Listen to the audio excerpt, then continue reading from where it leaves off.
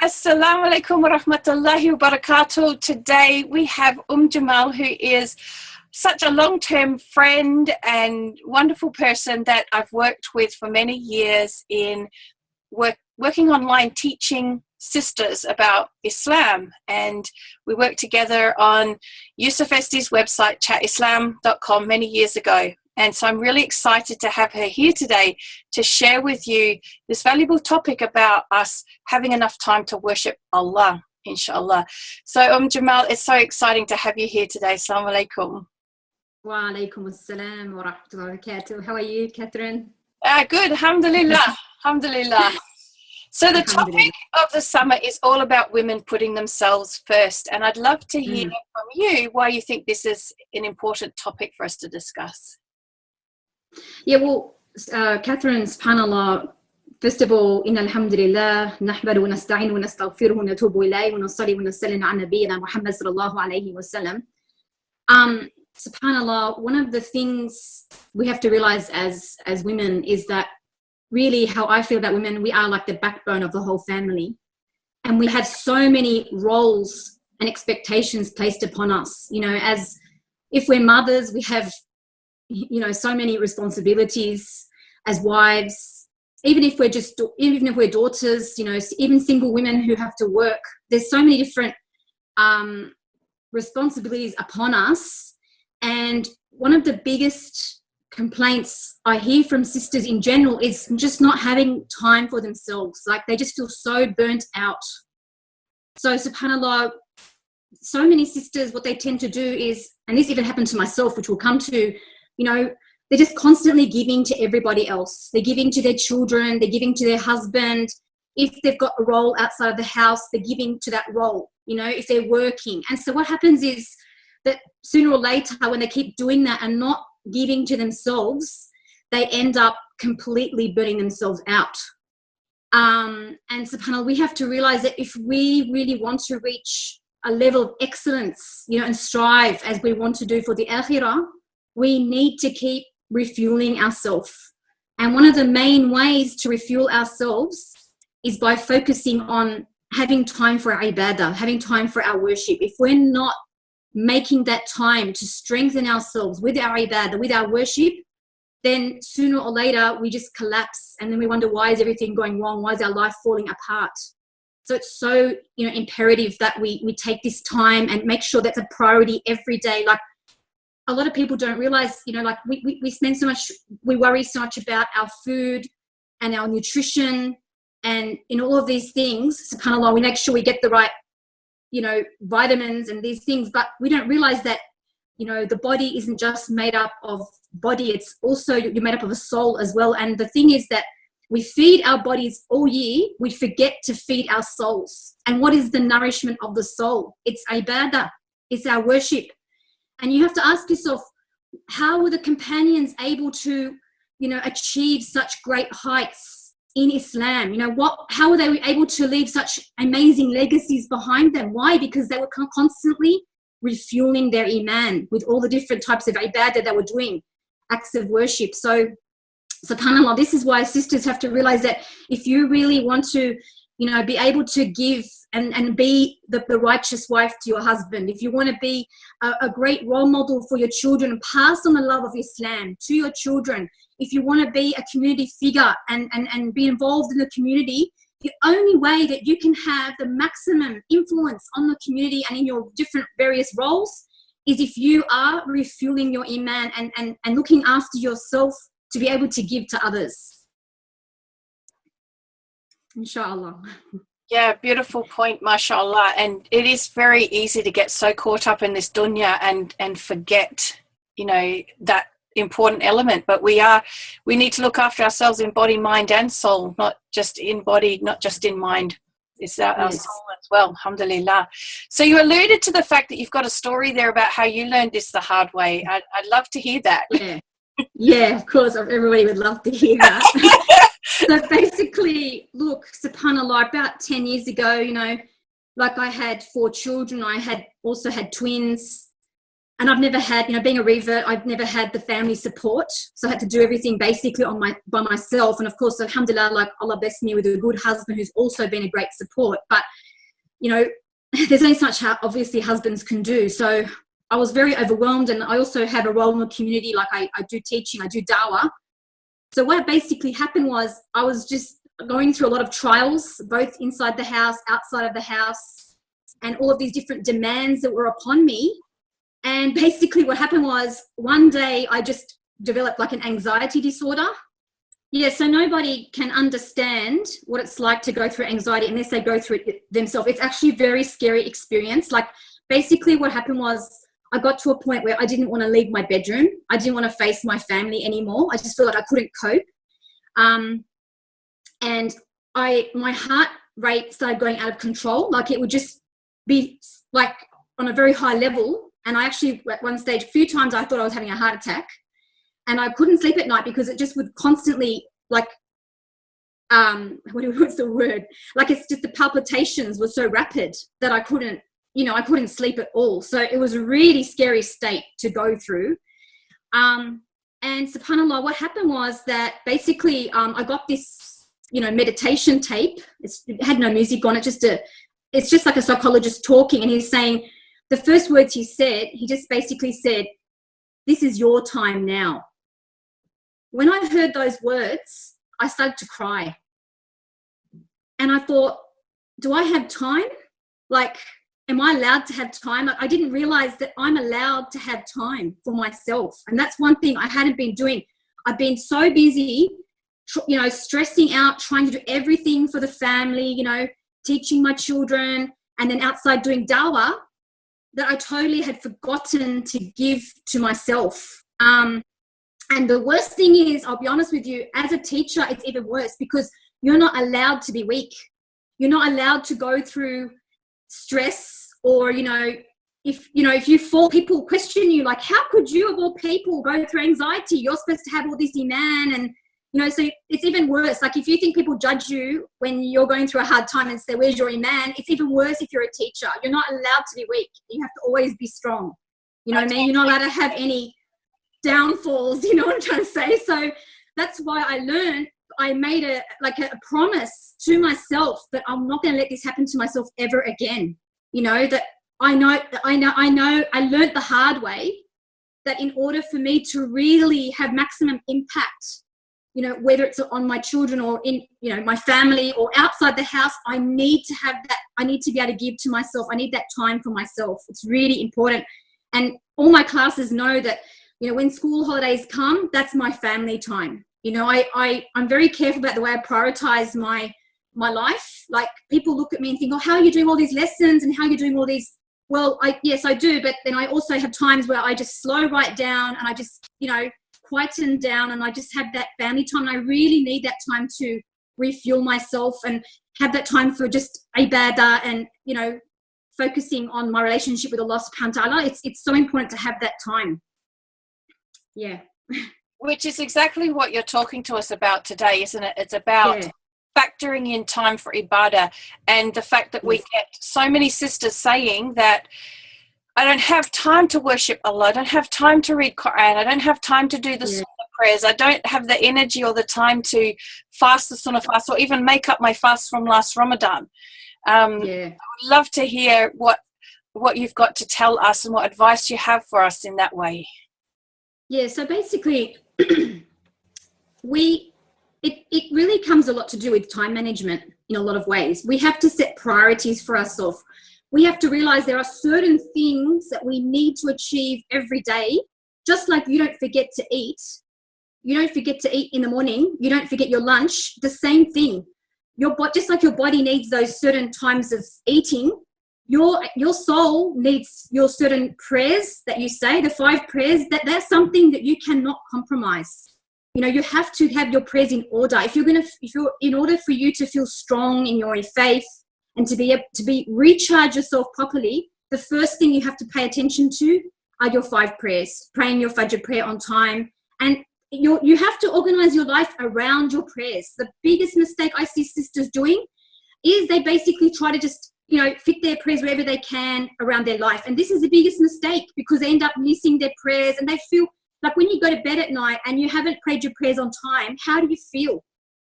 You feel like you haven't achieved, you feel like you're failing, like it doesn't give you a good feeling. But yet, on the other hand, when you do get your prayers in order, you start to feel like your life is falling into place. You feel like your life is in order. So that's the first thing, you start with your fard and getting your priorities in order, and not compromising with that. It's not something you can compromise. So that's the first thing. And then besides that, you have to realize that, as I said before, you need to have that time to nourish your soul. So it's very important for sisters to have some, what you could call, quiet, reflective time in some time of their day. Now, it depends on your schedule. Now, some sisters are morning people, so maybe for them, it's going to be after Fajr, before all the, kids wake up. So it's just important to have that quiet, reflective time. Now, what do I mean by quiet, reflective time? Even Shaykh al-Islam, Ibn Taymiyyah, rahimahullah, he speaks about having quiet, reflective time. And he talks about the importance of having that everybody needs to have that time, even every day, like where you, for example, sit and recite the Quran, where you maybe memorize, where you make dua to Allah subhanahu wa ta'ala, you do your morning supplications, your evening supplications, you have to have that time. And when you've done that, it doesn't have to be in the morning. Some people, it might not work out for you at Fajr. Like maybe for you, it's you put your kids to bed and you have that time at night. But there's got to be some time in your day that you schedule in, that's your time to just, connect with Allah subhanahu wa ta'ala and just calm yourself down and reflect on Allah's creations and do dhikr and these things. And you'll find that when you do that, number one of the things you get out of that is, subhanAllah, you find that it really de-stresses you, I'm trying to say.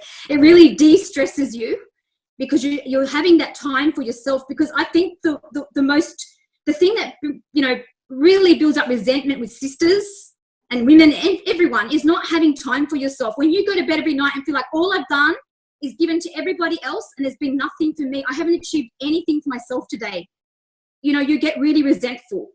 So it's really important that if you know that you go to bed and think, well, wait a minute, I had that time at Fajr when I was reciting Quran, I was I memorized a page of the Quran, or whatever I did something for myself, that's what gives you that feeling of satisfaction that, you've achieved something, you could say concrete for yourself, but you've also had some time out. Like when my kids were really small, when my kids were really young, I always used to make time for myself. Like, subhanAllah, what I used to do, my me time was actually my seeking knowledge time, or, memorizing the Quran time. So what I would do is, like, so my kids would have like a nap at, say, 10 o'clock in the morning. That was my time. I'd go and I'd revise Quran, memorize Quran, or, learn Arabic or whatever, I would make that time. And then because when they wake up later on, I feel like I've given to myself.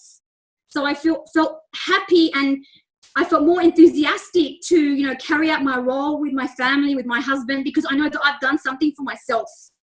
So that's, this is what I'm talking about. So, you need to have that time, like I said, the quiet time to, reflection, and also to uplift your iman. You need to keep feeding, like iman, as we know, like iman is iman increases and decreases. If we're not nourishing our iman, if we're not continually making a conscious effort to refuel, basically what happens is the iman just goes down. So like I was saying, so prayers and finding time for yourself.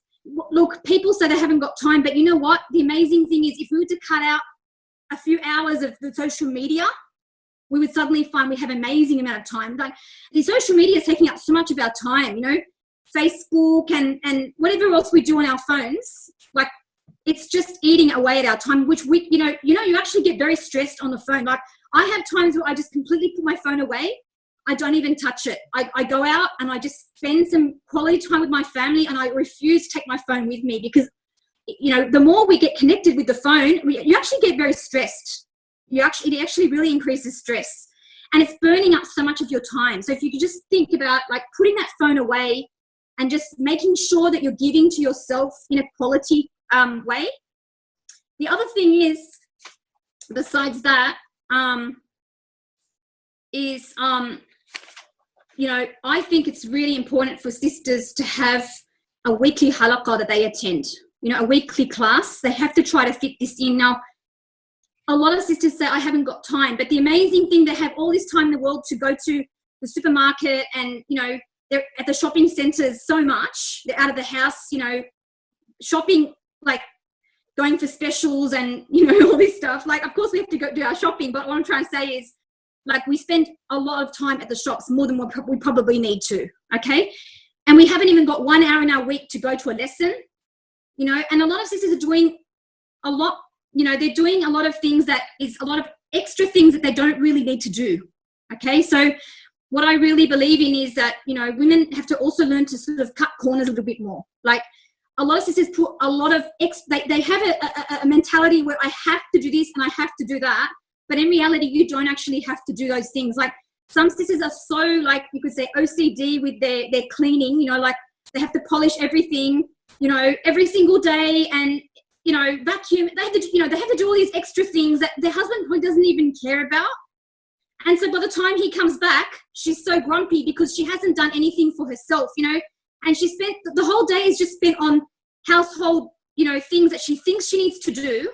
Like, some sisters, they feel like they have to bath their child, every child, like 5 kids, every single night they have to bath them. Like, there's a lot of things we do, a lot of things we place in ourselves. We don't actually really need to do those things. If you really ask yourself, you don't really need to do all that. Like, I'm sure that you could find just 1 hour in your week at least to attend a lesson to refuel your iman. If you, well, okay, some people may be in situations, they've got very small children and they feel sensitive about, going to a lesson and disturbing, but there's also online classes. I mean, but I personally prefer sisters, go out and be with other sisters because, having that, environment around you, feeling the strength of your sisters around you, I think that's something that, really does help you to refuel your iman a lot more than if you're just sitting at home listening to a lecture on YouTube. I don't think it doesn't have the same effect as physically coming to a lesson and, feeling your sisters with you. So that's some of the things that I can basically, mention. But I mean, sisters who are single, who work, I mean, they really have to make sure, like, when you're a working sister and you're constantly, out of the house five days a week, they're working full time. They in particular also need to find a weekly lesson where they can just, slow down and reflect and reconnect with Allah subhanahu wa ta'ala, refuel their iman to be able to get through, their week.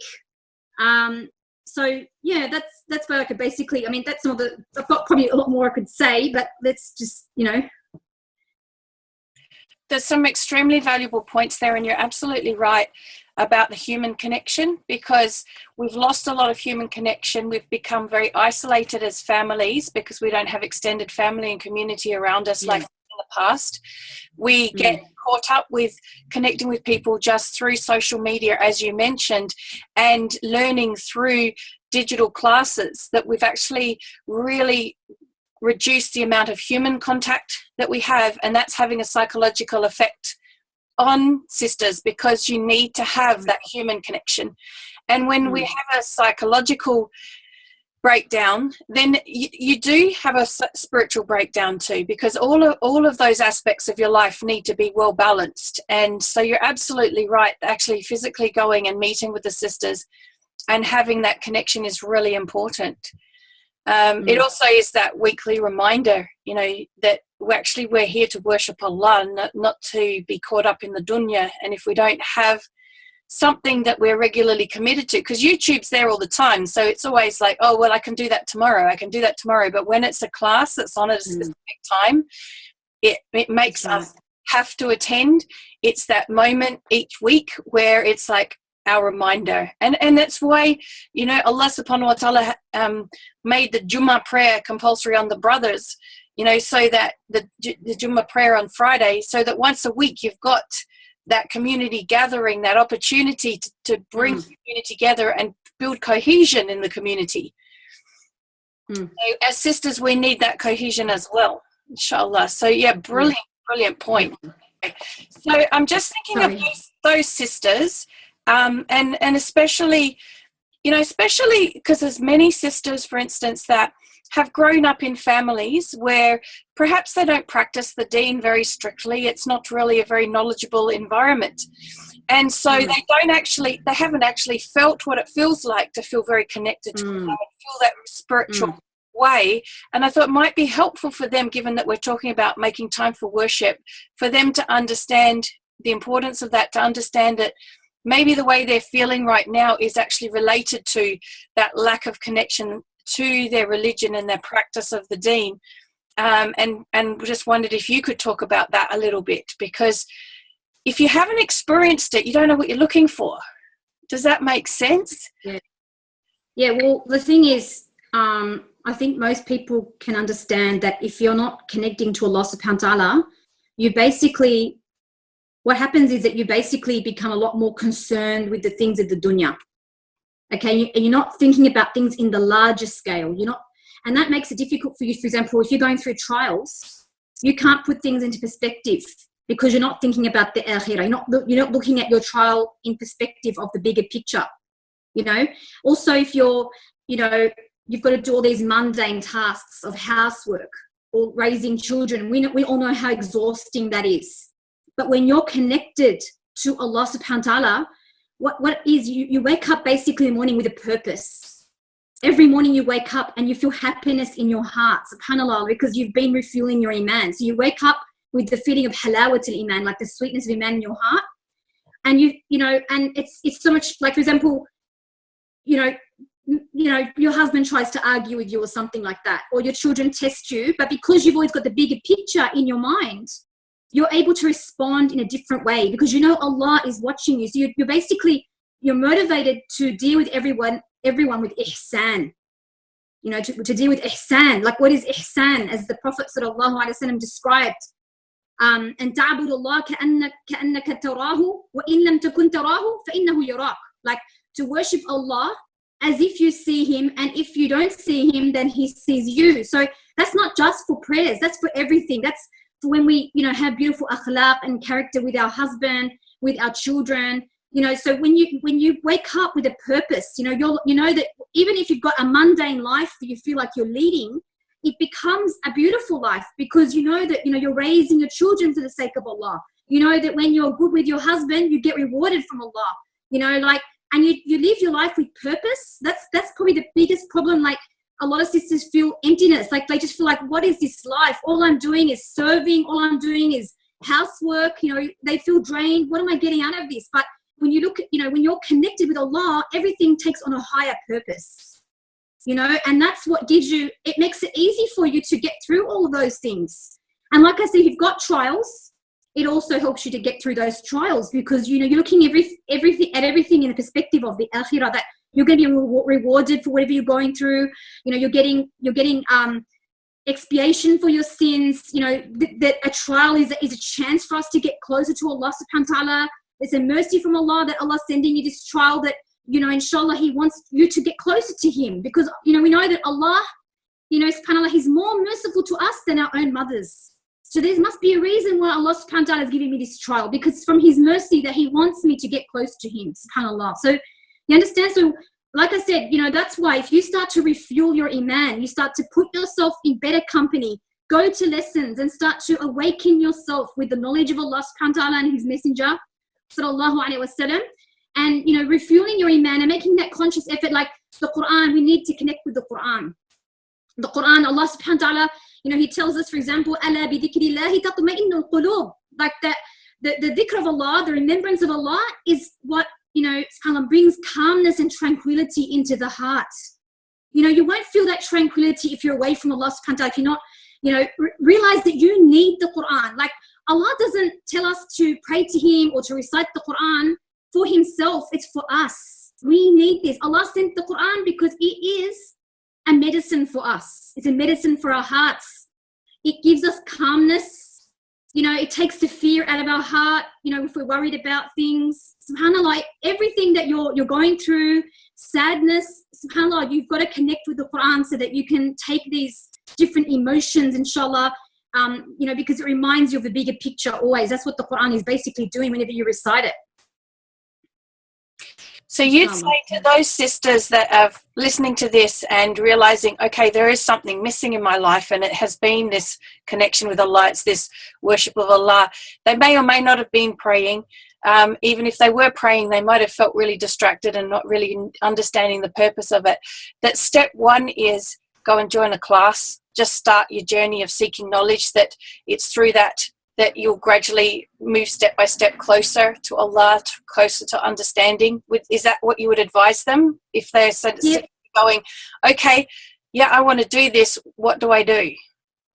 Well, look, if you're just starting out and you're struggling, you do need to find strong people to motivate you. You're going to need those strong people, so you need to look for good companions, good friends.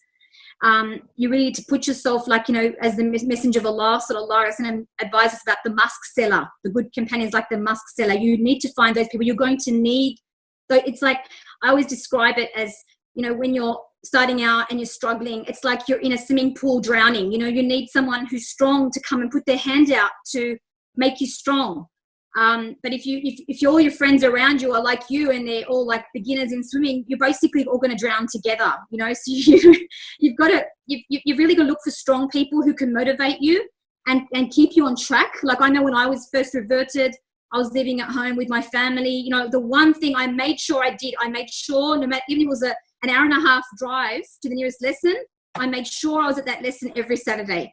You know, and I whenever I was feeling a bit weak, I would call someone who I knew was strong, and I would talk to them and just, you know, revive myself and keep that. You have to look for ways to keep yourself afloat, you could basically say, and you can't do it on your own. Like the Messenger of Allah sallallahu alaihi wasallam, he taught us that, you know, like the stray sheep is easily taken by the wolf. You know, what is the wolf? The wolf is a shaitan. You know, you cannot hope to be strong in your iman and strong in your faith if you're not sticking with the strong sisters that can keep you, you know, on track. And if you're on your own, just staying in your house all alone, you're just basically easy to pray for one. May Allah protect us.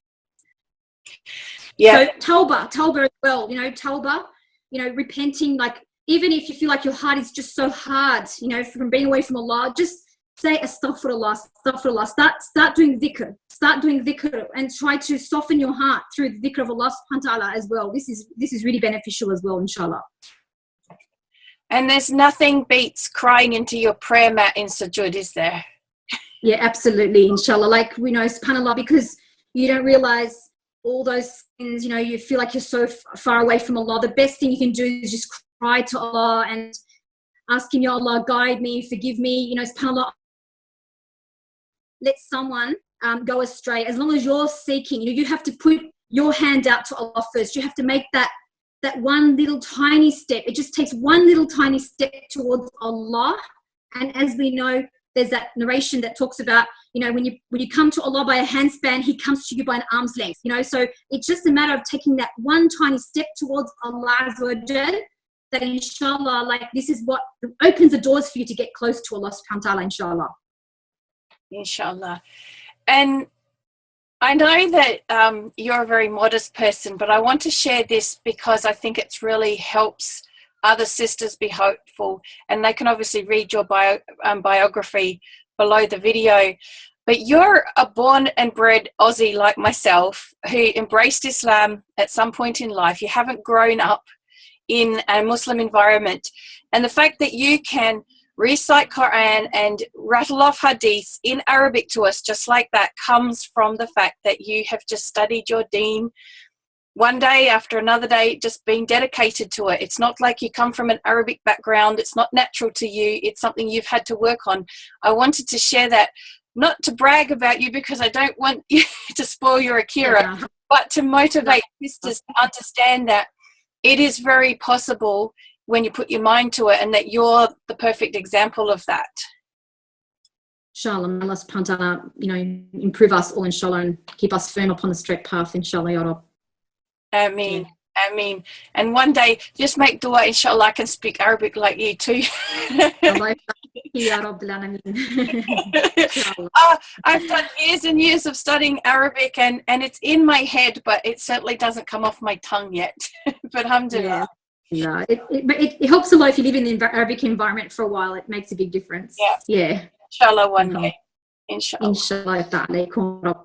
I think today's talk has been extremely valuable. I mean, even for myself, who is somebody who has, you know, from the day I embraced Islam, always felt a really strong connection with Allah.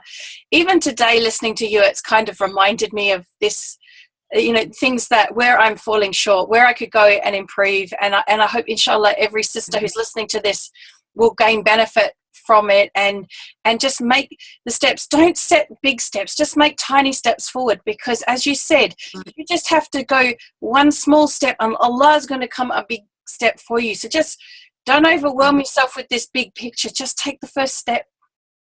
You know, whether that's to ring the local Islamic center or mosque and find out what the women's groups are there, and just go.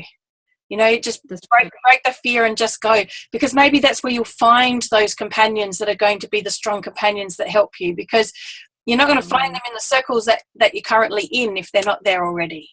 So, yeah, just take steps and just do it, inshallah. So, jazakallah khair. It's really awesome message. So you help sisters online, and I'd love for you to share how you do that and how they can connect with you if sisters want to seek advice from you. Okay, so basically, you know, my two main missions for me is, one of my main missions in life is trying to motivate sisters to become stronger in their deen. Now, I give obviously a lot of local talks, but now I'm starting to upload some of my lectures on YouTube. So you can check it out under Jamaal, my YouTube channel. But I've also now set up this year, just recently set up a Facebook page. I'm trying to also strengthen sisters through the posts. I only really post 1 or 2 posts a day. Again, my Facebook page is Jamaal. So even with that, I'm just trying to always, you know, share something that I feel can uplift sisters. That's really one of my main missions. My second main mission is basically to, you know, empower sisters through sharing knowledge with them. You know, like I get a lot of sisters asking me, obviously I get the normal questions about, like, they're worried about their menstruation and, you know, different questions on that. Besides that, you know, sometimes people give advice when it comes to marital issues, and they want to know the Islamic rulings, like, for example, would khula in their case be acceptable, for example. So, you know, I give advice to sisters about those kind of issues. Alhamdulillah, I did manage, alhamdulillah, min fadlillah, to study fiqh, and I've tried to concentrate especially on the female issues, you know, when it comes to the rulings on menstruation, nifas, which is, you know, the afterbirth, postpartum, you know, bleeding. And also I've tried to focus, you know, on divorce and marriage issues, you know, the fiqh rulings on those, so that I can, inshallah, because I realized with my you know, with my role in dawah and in teaching, that this is the main thing that sisters really need. And as you know, that sometimes the sheikhs are not that accessible, you know, like it's not always easy to get hold of the sheikhs, and sisters often feel very embarrassed. There are certain things that happening, like I've had sisters approach me, sometimes their husbands are doing un-Islamic acts with them in the bedroom. And how can you ask a sheikh about that? You know? So people have different private issues that it's very hard for a sister to approach a sheikh, a male sheikh, and ask them, you know, the rulings on particular issues in their life. So that's why I started the Facebook page, so that I could, you know, inshallah, be there for sisters if they need to get advice. And I do my best to, you know, inshallah, if, you know, it's an issue of, like, it's a mental health issue, I have different, you know, avenues that I obviously refer them to the professionals according to the need of the sister. So that's basically what I'm doing, inshallah, at the moment. Yeah, for my online activities. And that's such an important role, because it's not just that imams or sheikhs are inaccessible. They're much more inaccessible to sisters, because the brothers get access to them at the prayer time. And then you've also got language barriers, because many of the imams don't speak the language, especially if you're only an English speaker. So there's a lot of barriers to women getting that good advice. And of course, you really don't want to talk about menstrual issues with a man. It's like they don't actually quite get how it works, and sometimes give you some really strange advice. Yeah, definitely. Alhamdulillah. Yeah. So it's such an important role that you're playing, and Jazakallah khair. May Allah give you abundant reward for being there for sisters. And they can contact you via the Facebook page, which is linked to the button below this video. So if they want to find your page directly, they just need to click on the button and it'll take them right through to that page, and they'll be able to see what you do there and contact you through that page, inshallah. Inshallah, Ya Rab. So Jazakallah khair. It's been a privilege to have you here, and certainly a very important message, and I really am so grateful that you made the time to be here with us today. Jazakallah khair. You're welcome. I just want to just finish up by mentioning an ayah, like Allah Ta'ala, He tells us in Surah Al-Hashr, He tells us, وَلَا تَكُونُوا كَالَّذِينَ نَسُوا اللَّهَ فَأَنْسَاهُمْ أَنفُسَهُمْ. Don't be like those people who forgot Allah and He caused them to forget themselves. So if we really care about ourselves, we'll be connecting with Allah subhanahu wa ta'ala. On Yawm al-Qiyamah, what does Allah tell us in Surah Abasa? He tells us, لِكُلِّ امْرِئٍ مِّنْهُمْ يَوْمَئِذٍ شَأْنُ يُغْنِيهِ. That on Yawm al-Qiyamah, everybody be only worry about their own self, about how to save themselves. So we have to worry about Yawm al-Qiyamah. We have to be making time for ourselves to work every day and plant for our akhirah, inshallah. So as I said, if we really care about ourselves, we have to make time, for Allah subhanahu wa ta'ala, inshallah. Inshallah, such a perfect note to end on, especially with the theme of the summit. So putting ourselves first means not above Allah, but putting our relationship with Allah first and foremost before anything else. If we really care about ourselves, we will connect with Allah as much as we can, inshallah. SubhanAllah. Beautiful, beautiful point to end in. Jazakallah khair. Assalamu alaikum wa rahmatullah. Wa alaikum salam wa rahmatullahi wa barakatuh. Barakallah fiki.